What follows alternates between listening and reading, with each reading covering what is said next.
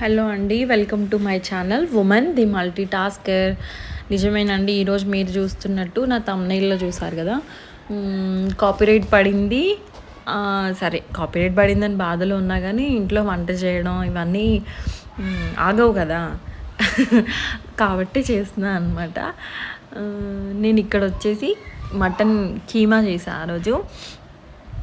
అవునండి, ఇది ఎప్పటిదో వీడియో, అంటే ఎప్పటిదో కాదు, కొన్ని రోజుల క్రితం వీడియో, ఒక లాస్ట్ వీక్ వీడియో అనమాట. ఇప్పుడు పెడుతున్నాను. ఇక్కడ నేను వచ్చేసి మెంతుకూర మటన్ కీమా చేశాను. బాగా వచ్చింది. కాకపోతే నా రెసిపీస్ అన్నీ చాలా నార్మల్గా ఉంటాయి అనమాట. ఎవరన్నా ఇంట్లో ఇప్పుడే అయిపోవాలి, తొందరగా అయిపోవాలి, లేకపోతే ఎక్కువ మసాలా లేకుండా తినాలి అనుకునే వాళ్ళకి నా రెసిపీస్ మంచిగా యూజ్ అవుతాయి.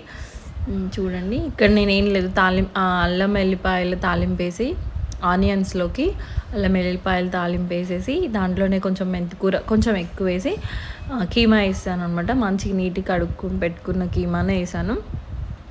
దాంట్లోనే ఒక 2 టమాటోస్ వేసేసి, ఇంకా నేను చిన్న సైజు అనమాట, లెమన్ అంత సైజు 2 టమాటాలు. ఇక్కడ నేను తీసుకున్న కీమా వచ్చేసి 3/4 కేజీ కీమా.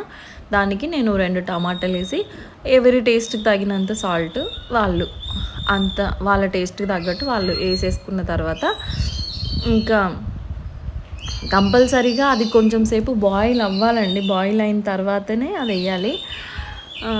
బాయిల్ అయిన తర్వాతనే విజిల్ పెట్టాలి. అట్లా పెట్టుకున్న తర్వాత నేను విజిల్ పెట్టేశాను. ఇక్కడ నాకు 3 విజిల్స్ వచ్చినాయి. మీడియం ఫ్లేమ్లో 3 విజిల్స్ వచ్చినాయి అనమాట. ఇట్లా కుక్ అయింది. కుక్ అయిన తర్వాత ఒక్కసారి కుక్ అయిందో లేదో చెక్ చేసుకోండి. అంటే ఒక్కొక్కరు కొంచెం సాఫ్ట్గా తింటారు. ఇది అసలే కీమా, మరీ ఓవర్ సాఫ్ట్ కుక్ అవ్వాల్సిన పని కూడా లేదు. మంచిగానే కుక్ అయిపోయింది. యాక్చువల్గా నేను ఫోటో పెట్టాల్సింది కానీ పెట్టలేదండి, మర్చిపోయా. ఫోటో ఎక్కడో మిస్ అయిపోయింది. ఇక్కడ నేను రైస్ అట్టేసరి ఎట్లా పెట్టాలో చూపించినాను అనమాట. నేను ఎప్పుడు కుక్ అయిన తర్వాత అట్లా కొట్టి చూసుకుంటా, ఆ తర్వాత స్టవ్ బంద్ చేస్తాను అనమాట. కాపీరైట్ గురించి చెప్తున్నా కదా, దానికి సంబంధించిన వీడియో అది. హలో అండి, చెప్పా కదా నా వీడియోకి ఒకదానికి కాపీరైట్ పడిందని. అది చూడగానే నాకు కొంచెం షాక్ అనిపించింది అనమాట. తర్వాత అసలు ఏం చేద్దామని కొద్దిసేపటి వరకు నాకు ఏం అర్థం కాలేదు. సరే, ఏం చూద్దాం, ఏదన్నా ఛానల్స్లో చూద్దాము అని చెప్పేసి అనుకున్నా. అసలు ఈ కాపీరైట్ ఎందుకు పడుతుంది అని చెప్పేసి చూస్తే, కొంచెం మనకి యూట్యూబ్లోనే ప్రొఫెషనల్స్ ఉన్నారు కదా, వాళ్ళని టెక్ ఛానల్స్లో చూసినప్పుడు వాళ్ళు చెప్పారనమాట, మనకి యూట్యూబ్లో వాళ్ళు ఇచ్చేటువంటి మ్యూజిక్స్ అన్నీ కూడా మనం యూజ్ చేసుకోవచ్చు. కానీ కొంతమంది ఏమో కాపీరైట్ పెడతారు, కొంతమంది ఏమో మనకు వచ్చేటువంటి అమౌంట్లో ½ ఆఫ్ ది అమౌంట్ వాళ్ళకి వచ్చేటట్టు పెడతారనమాట. నేను అది చూసుకోలేదు. అది చూసుకోకుండా మ్యూజిక్స్ పెట్టాను అనమాట. అసలు ఎందుకు పడింది, నేను ఎక్కడన్నా అబ్యూజ్ యూజ్ చేసినా లేకపోతే ఏమన్నా రాంగ్ ఉందా అని చెప్పి చూస్తే నాకు ఏమీ అనిపించలేదు. తర్వాత తెలిసిన విషయం అదనమాట. ఇంకొకటి ఏంటి అని అంటే, కొత్తగా ఎవరన్నా నాలాగా యూట్యూబ్ ఛానల్ చేసేవాళ్ళు ఒకటి మ్యూజిక్ యాడ్ చేసేటప్పుడు ఆ మ్యూజిక్ ఎలా ఉంది ఏంటి అనేది చూసుకోవాలి. ఇంకొకటి ఏంటి అని అంటే, మన వీడియోస్ని మన ఛానల్లో మనం ఎక్కువ సార్లు చూస్తే కనుక కాపీరైట్ పడుతుంది.